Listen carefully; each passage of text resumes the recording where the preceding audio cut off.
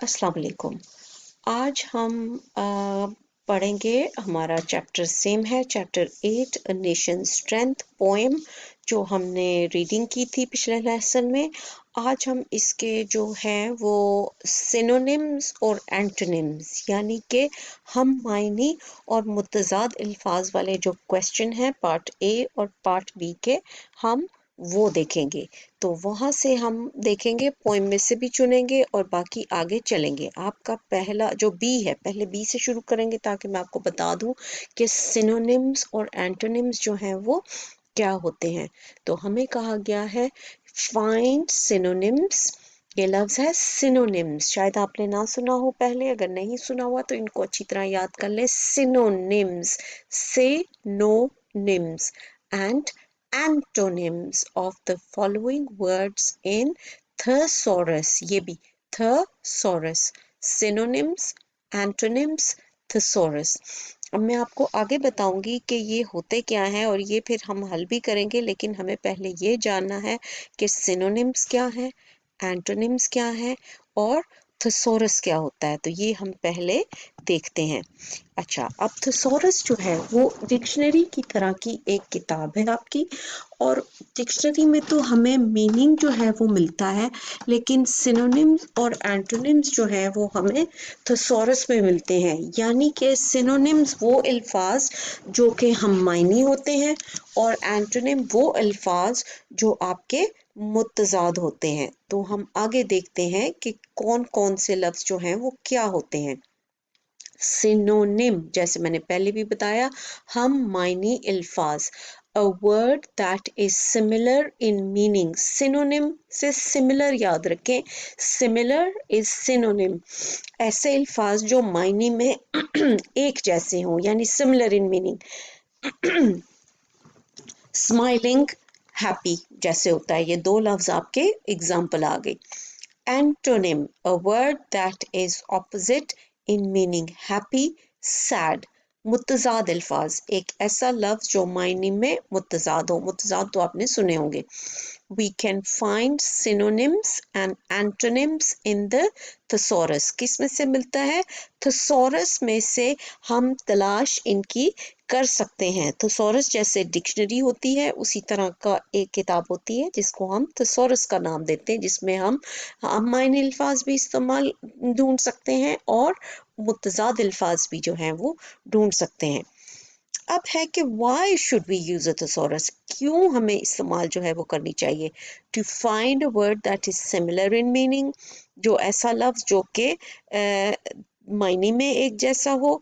to avoid using the same words over and over again, ताकि हम same अल्फाज को एक दफ़ा की बजाय एक दफ़ा ना यूज़ करें, बल्कि बार बार इस्तेमाल ना करें, बल्कि नया लफ्ज जो है वो लगाएं। जैसे हम कह सकते हैं ना, the girl was very happy, she was very happy because she was. अब दो दफा हैप्पी लगाने की बजाय हम क्या कह सकते हैं, the girl was smiling, she was very happy because she felt over the moon. यानी इस किस्म के अल्फाज जो हैं वो हम इस्तेमाल करें, जो हैप्पी की बजाय, बार बार हैप्पी तो है उसकी बजाय हम कुछ और लफ्ज भी इस्तेमाल कर लें।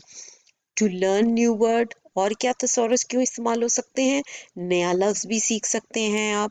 And to make your writing more interesting, और अपनी राइटिंग को मजीद दिलचस्प बनाने के लिए। जाहिर है पढ़ने वाला जो है, जब उसको नए लफ्ज जो है वो सीखते हैं हम, तो हमें खुद भी जो है वो अच्छा लगता है। इसीलिए बार बार कहा जाता है कि ज़्यादा किताबें पढ़ें। बेशक ये कोर्स की किताबें तो हमें वैसे बोर लगती हैं, तो हम इनको अगर इनके अलावा किताबें पढ़ना शुरू कर दें तो हमें बहुत शौक होगा देखने का, पढ़ने का, सीखने का। तो बार बार जो है वो रीडिंग हम करें ताकि हम नई नए लफ्ज़ जो हैं वो सीखें, और थेसॉरस अपने पास रखें और डिक्शनरी भी जो अपने पास जो है वो रखें, ताकि नए लफ्ज़ हम उसमें से देख सकें।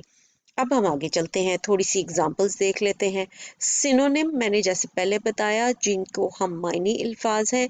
A word that has the same meaning, mad होना एंग्री होना यानी he is becoming mad, he is looking very angry or he is looking mad. Glad happy, जैसे मैंने हैप्पी का भी लफ्ज आपको बताया, उसमें ग्लैड भी इस्तेमाल हो सकता है.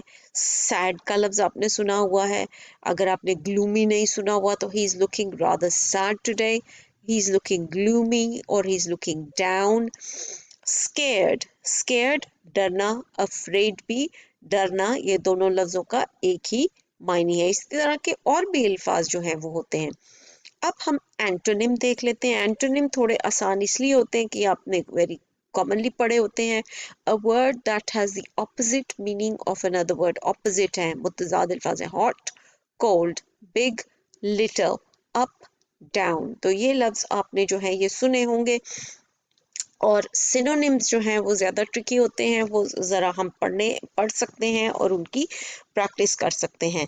अब हम अपनी एक्सरसाइज की तरफ आते हैं कि हमें एक्चुअली पूछा क्या गया है. Find synonyms and antonyms of the following words in thesaurus. अच्छा, अब थेसॉरस अगर आपके पास नहीं है बुक की डिक्शनरी की सूरत में, तो आप आजकल तो हमारे पास अगर फैसिलिटी मिल जाए आपको तो ऑनलाइन भी जा सकते हैं. तो ऑनलाइन उसमें जाके तो हम क्या, अगर हम पहला लफ्ज है हमारा स्ट्रॉन्ग, तो स्ट्रॉन्ग क्या होता है, बहुत ज्यादा मजबूत होना. तो ये हमारा क्या है, इसमें क्या हो सकता है, सॉलिड, मजबूत होता है, ये भी सॉलिड है कोई चीज. फर्म, बड़ी, ये ठीक ठाक सही है, ये वीक नहीं है. और एंटोनिम इसका क्या हो गया, वीक, यानी बहुत कमजोर है. फिर अगला लफ्ज है हमारा ब्रेव, बहुत बहादुर होना. अब क्या है, करेजियस, करेजियस होना. बोल्ड होना, ये भी ब्रेव की तरह ही है, इसका मतलब भी यही है. करेजियस है, बहुत ज्यादा लोग जो हैं वो ब्रेव होते हैं, बहादुर होते हैं. बोल्ड, इसका भी तकरीबन वही मतलब है. और कावर्ड, कावर्ड ब्रेव का ऑपोजिट है, इसका एंटोनिम है यानी बुजदिल है. अच्छा, अगला लफ्ज है हमारा जो हमसे पूछा गया है बिल्ड. बिल्ड बनाना, बनाना. और या बिल्ड इसको आगे लेके किसी चीज के को बनाने को कहते हैं ना. मेक, किसी चीज को बनाना, मेक. शेप देना किसी चीज को, उसकी ज़ाहिर है शक्ल निकल आती है तो उसको बिल्ड कहते हैं. डिमोलिश, ये अगर लफ्ज नहीं सुना हुआ तो इसको याद कर लें, डिमोलिश.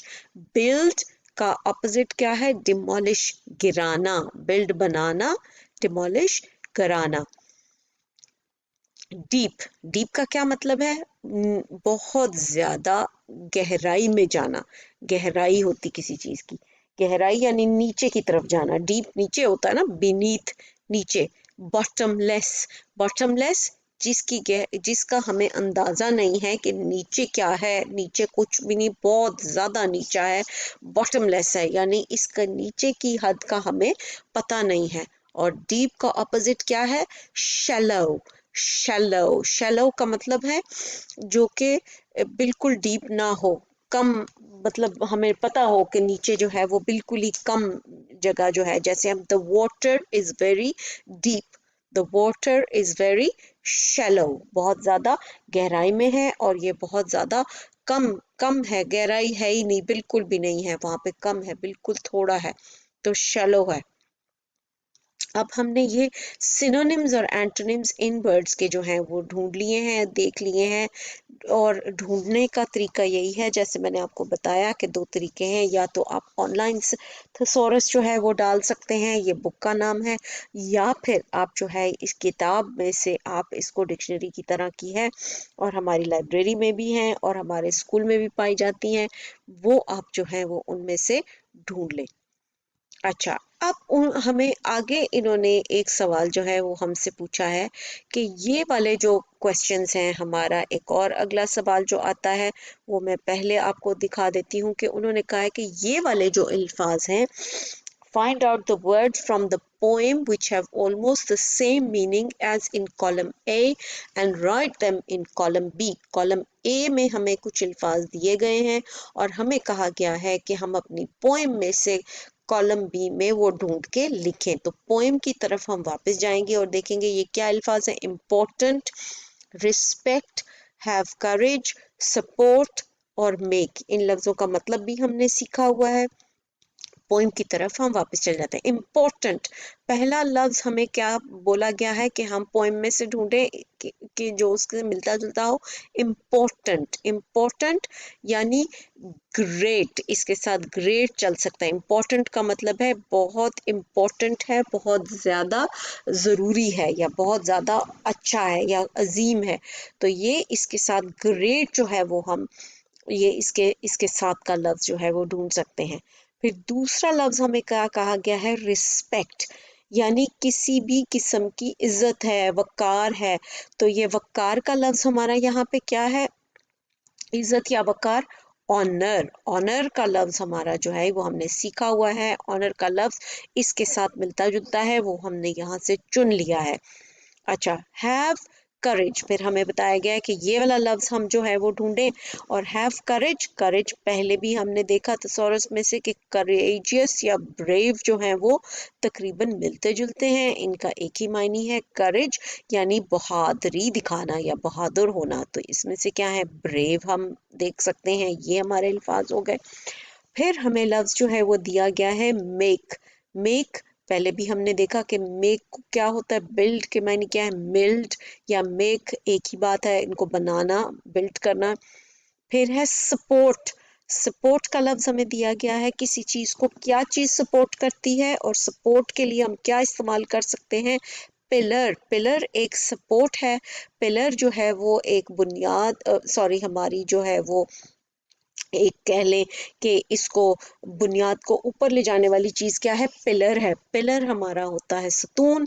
तो ये सपोर्ट जो है, सतून जो है वो सपोर्ट देता है। तो वो हमने लफ्ज जो है वो ढूंढा है यहाँ से और देखा है। फिर आप अगर यहाँ देखें तो हमने इसको बी में लिख लिया है। इम्पोर्टेंट का मतलब है अहम, उसका ग्रेट था। रिस्पेक्ट एहतराम था, वो ऑनर है। और हैव करेज हिम्मत, ब्रेव होना। सपोर्ट मदद देना, सपोर्ट किसी की मदद देना। पिलर या उसको सतून रखना, या पिलर भी तो वही है ना, मदद दे यहाँ पे। मेक बनाना, और बिल्ड। ये हमने लफ्ज जो हैं वो अपने, ये सारे लफ्ज आपके जो हैं ये वाली साइड बी जो है वो हमारी पोएम के लफ्ज हैं जो हमें कहा गया था इसमें से चुन लें, ताकि हम जो है वहां से चुन के जो है वो हमने अपना अब ये पूरा हमने बना लिया। तो आज हमने क्या सीखा है? आज हमने सीखा है एंटोनिम, आज हमने सीखा है सिनोनिम, आज हमने सीखा है थेसॉरस। और ये लफ्ज हमने जो है सीखे हैं एंड सिनोनिम, एंटोनिम, थेसॉरस। ये आपने याद रखने हैं कि सिनोनिम क्या है, एंटोनिम क्या है, और थेसॉरस आपका जो है वो क्या है। तो ये हमने जो है ये देखना है। ये थेसॉरस इस किस्म की होती है, और ये आपने जो है ये आपको किसी भी बुक शॉप से मिल सकती है। तो आज के लिए अल्लाह हाफिज।